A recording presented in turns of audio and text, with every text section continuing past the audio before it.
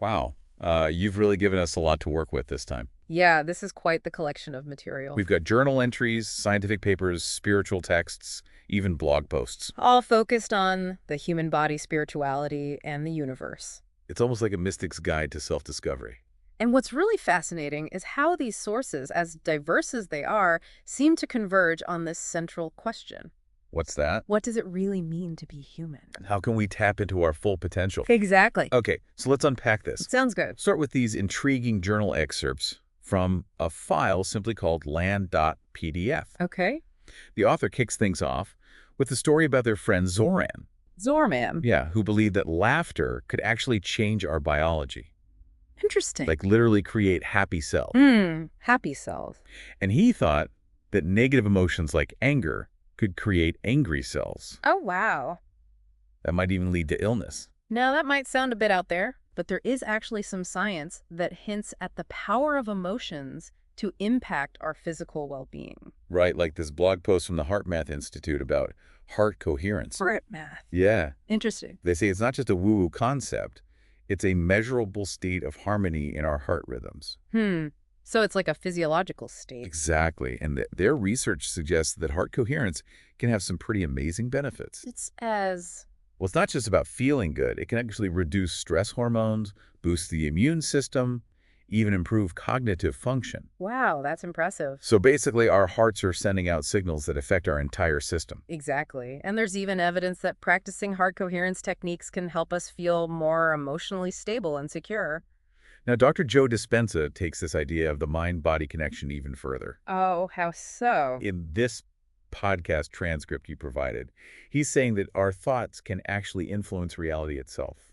Like manifesting. Kinda, yeah, right down to the chemistry of our body. That's a bold claim. It is, but what's so intriguing about Dispenza is how he bridges science and spirituality. You know what? He doesn't just throw out mystical claims, he backs them up with hard data. Oh, that's interesting. For example, he cites studies on Tibetan monks who, through meditation, were able to change their brainwave patterns and even influence their gene expression. Wow. So you're telling me we might have more control over our physical reality than we realize? That's what he suggests. That's pretty mind-blowing. It is. It really challenges the notion that we're just victims of our genes or circumstances. Right. We have more agency than we think. And speaking of mind-blowing, Yeah. the journal author also mentions this sacred secretion.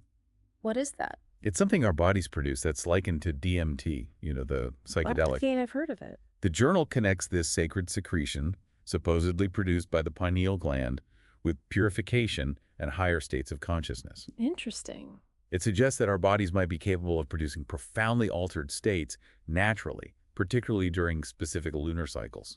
Wow. Okay, this is getting deep. I know, and then there's this whole other layer about the esoteric body, these energy centers and channels called chakras and nadis. Chakras and nadi. I'm familiar with those terms from yoga and Eastern traditions. Right. Many ancient traditions believed in this concept of an energetic dimension to our being. So like an energy body that exists alongside the physical body. Exactly. Yeah.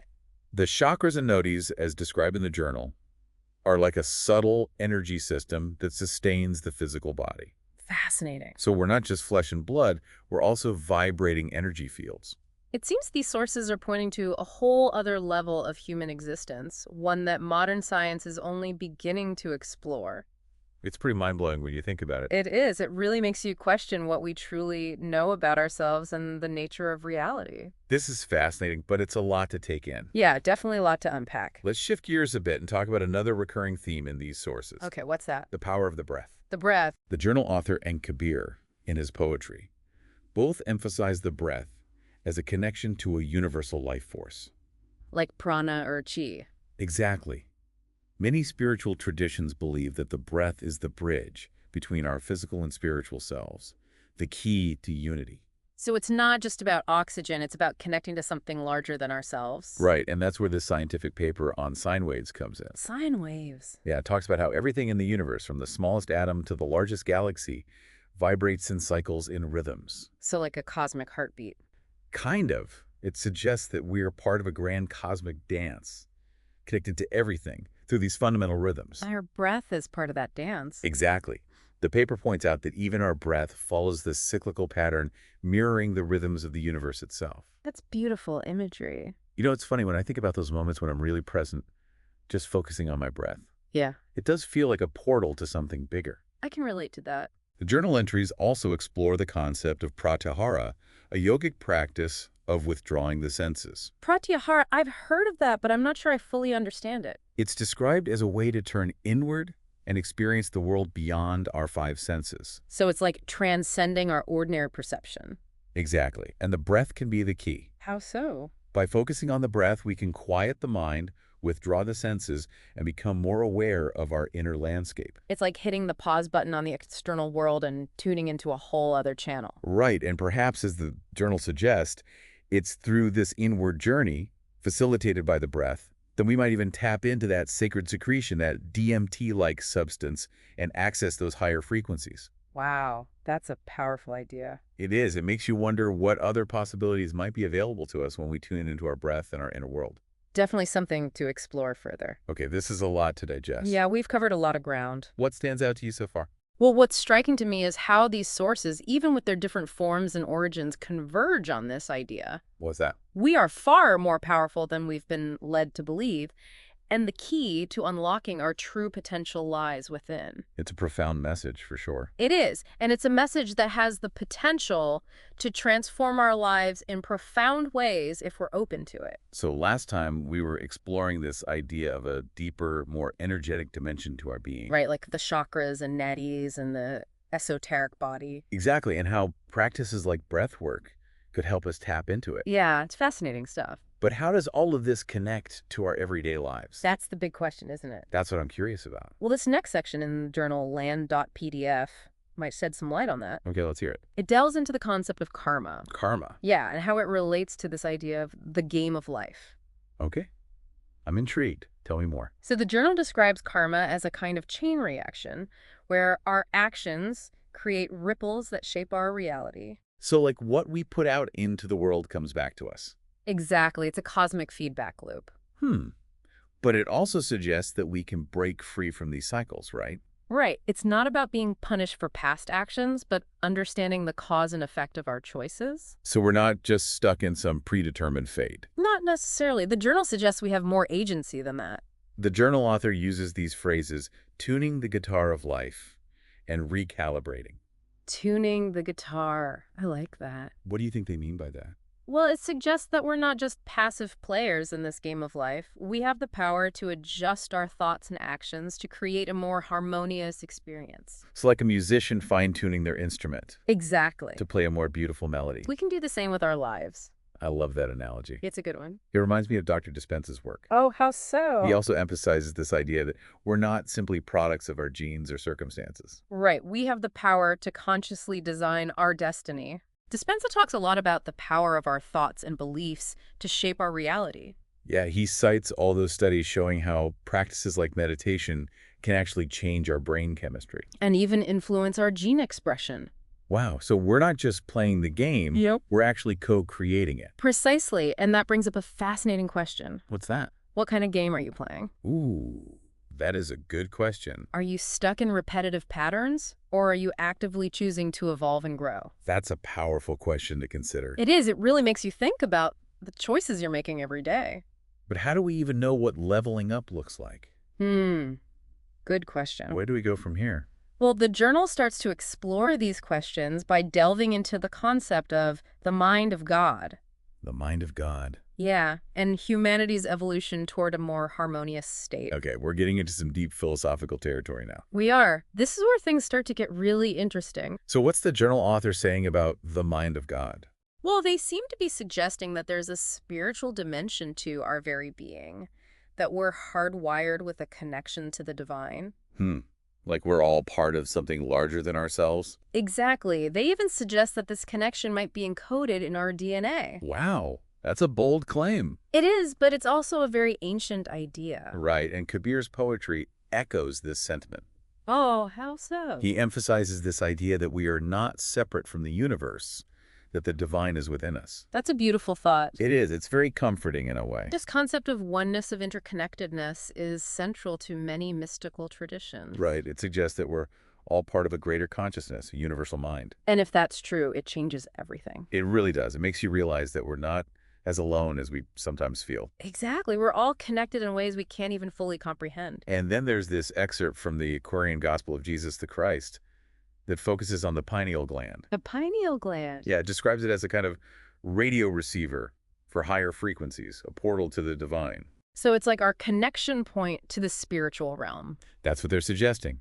The pineal gland has long been associated with spiritual awakening and mystical experiences. Some even believe it's the seat of the soul.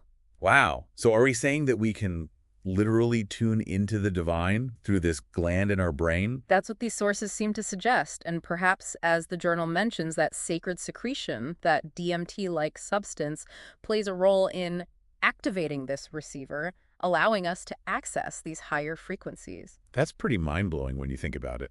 It is. It really challenges our conventional understanding of reality. So it's like we have this built-in potential for spiritual awakening. Exactly. It's just a matter of figuring out how to activate it. This is all starting to feel like a blueprint for awakening, a guide to unlocking our true potential. I think that's a great way to put it. But it's still pretty abstract. Yeah, how do we actually put these ideas into practice? That's the million-dollar question, right? Well, the journal provides some guidance for that. Okay, what does it say? It emphasizes the importance of taking responsibility for our inner world. Our inner world. Yeah, our thoughts, emotions, actions. So it's not just about external circumstances. Right. It's about becoming aware of the internal landscape we're creating. Precisely. It's about recognizing that we are not just reacting to life, but actively participating in its creation. So we're talking about becoming conscious creators of our reality, aligning ourselves with the divine within us and the universe itself. That's the ultimate goal. But how do we do that? That's the big question, right? Where do we even begin? Well, the journal highlights a few key practices. Such as? First, it emphasizes the importance of meditation, of finding stillness and creating space for introspection. The journal author calls it going into silence. Yeah, it's about quieting the mind so we can hear our inner wisdom. So are we talking about setting aside time each day for meditation? Ideally, yes, even if it's just for a few minutes. What about breath work? Does the journal mention any specific techniques? Well, they emphasize the simplicity of simply noticing the breath. Noticing the breath. Yeah, feeling the rise and fall of your chest, the flow of air in and out of your nostrils. It sounds deceptively easy. It is, but even a few moments of focused breathing can have a profound impact. You know, I've noticed that even just taking a few deep breaths can help me feel more centered and calm. Absolutely. As you become more comfortable with this practice, you can explore other techniques like consciously slowing down the breath or practicing alternate nostril breathing. Okay, I'm definitely going to try that. What else does the journal recommend? Another key practice is cultivating gratitude. Gratitude. The journal author, along with the HeartMath research we discussed earlier, highlights the power of gratitude to shift our perspective and even improve our well-being. I've heard that keeping a gratitude journal can really make a difference. It can. The key is to really feel the gratitude, to let it permeate your entire being. I've tried that before, and it's amazing how focusing on the good things, even small things, can really shift your perspective. It's like an antidote to negativity. And you can cultivate gratitude even without a journal. How so?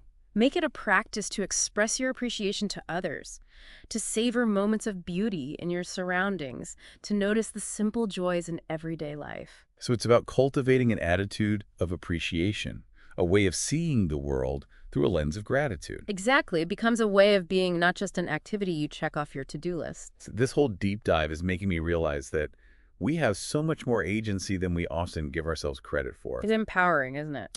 It is, but also a little intimidating. It's a big shift, no doubt. Remember, transformation takes time. Be patient with yourself and celebrate the small victories along the way. Okay, so we've been on quite the journey with all this, right? Oh, yeah. Exploring these sources from the science of heart coherence to the spiritual concept of karma. And the sacred secretion. Oh yeah, that too. A lot of fascinating ideas. It's all pointing towards this idea that we have more power to shape our reality than we might realize. More agency than we think. But last time we were talking about practical steps to actually access that power. Right, practices like meditation and breath work and cultivating gratitude. But I imagine for some people it can still feel kind of daunting.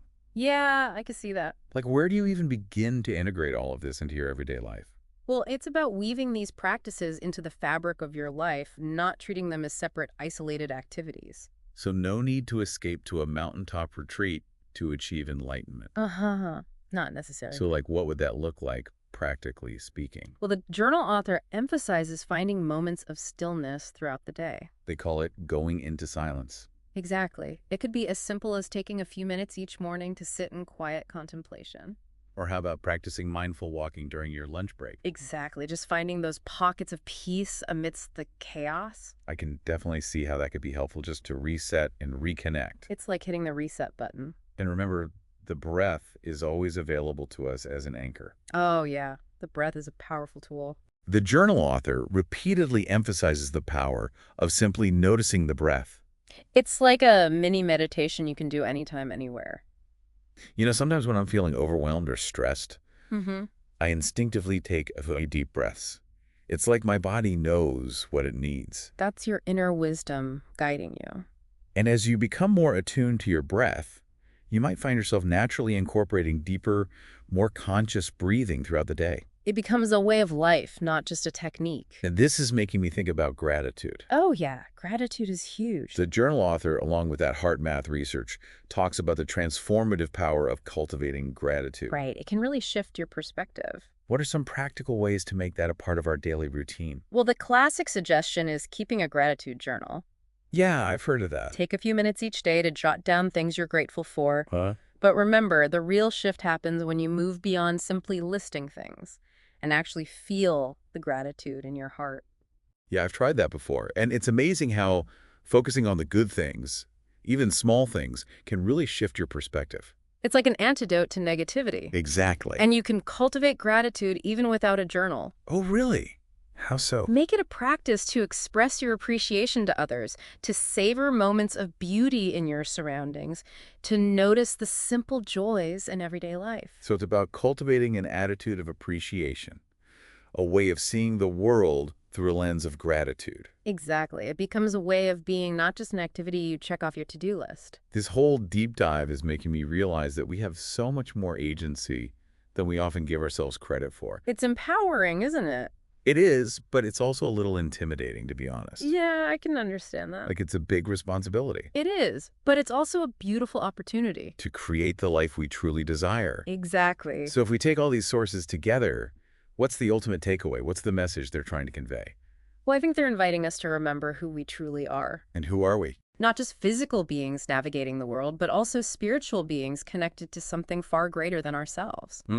That's beautiful. The power to create a more fulfilling and meaningful life, it's already within us. It's about tapping into that inner wisdom, that connection to the divine. Exactly. But how do we keep that spark alive amidst the daily grind? Yeah. You know, with all the challenges and distractions of modern life. That's the ongoing journey, isn't it? Yeah, I guess it is. It's about making conscious choices moment by moment to align ourselves with that truth. To cultivate awareness, to practice presence, to choose love and gratitude over fear and negativity. Exactly. It's about remembering that we're not just playing the game of life, we're co-creating it. And the more we embody that truth, the more we can transform not only our own lives, but also the world around us. That's the beautiful ripple effect. This has been an incredible deep dive, truly thought-provoking. As we wrap up, what's the one question you leave our listener with something to ponder as they continue their own journey?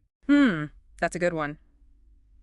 How about this? If, as these sources suggest, our bodies are indeed microcosms of the universe, and the key to unlocking our full potential lies within, how might that change the way you approach your health, your relationships, your work, even your understanding of the world around you?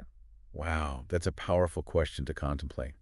I know I'll be reflecting on that for a long time to come. Me too. For all of you listening out there, keep exploring, keep questioning, and most importantly, keep breathing.